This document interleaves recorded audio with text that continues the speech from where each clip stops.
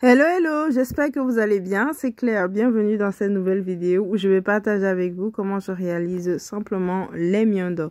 Alors pour la recette, on a besoin de miandors. Ici, j'ai pris les miandors, aller dans un magasin où on vend la nourriture afro, on va dire. Et je les détache tout simplement comme vous pouvez voir ici et je vais les laver. Alors il y en a qui ne lavent pas parce qu'ils disent que allez, les déchets peuvent directement rentrer dans la pâte. Mais moi j'aime bien, je lave à 2 eaux et par la suite je vais laisser égoutter complètement pour que le maximum d'eau sorte.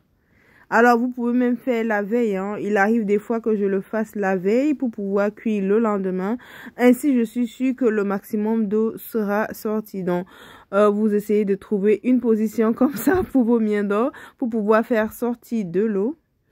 Si le maximum d'eau peut sortir, c'est l'idéal. Voilà.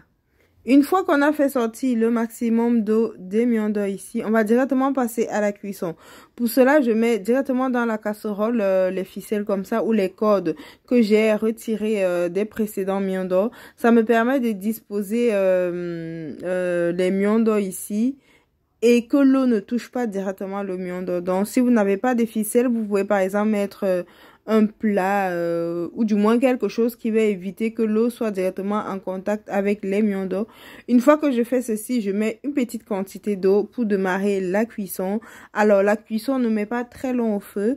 Donc après environ 15 à 20 minutes en fonction de la température de la chaleur quoi. Si vous cuisez à température moyenne ou haute température, retirez déjà un miandor pour contrôler si c'est bien cuit ici. Alors j'ai détaché déjà un bâton ici et vous pouvez voir ici il y avait encore des petits traits blancs à l'intérieur. Ça veut dire que ce n'était pas encore complètement cuit. Donc je vais continuer la cuisson pendant environ 10 minutes encore. Donc, j'ai laissé encore cuire environ 10 minutes. Après ce temps, voilà, je vais encore retirer un bâton pour contrôler si c'est bien cuit. Une fois que c'est bien cuit, je retire le tout. Je vais laisser complètement refroidir avant de les détacher. Et voilà, idéalement, laissez bien refroidir avant de détacher, ainsi ça ne colle pas. Mais bon, c'est vrai, des fois on est pressé, on détache directement, c'est un peu collant, c'est pas très agréable. Et vous pouvez voir, alors la cuisson ici m'a pris environ 30 minutes parce que j'ai pas cuit aussi à feu très fort. À feu très fort, je pense que j'aurais pu laisser même 20 à 25 minutes.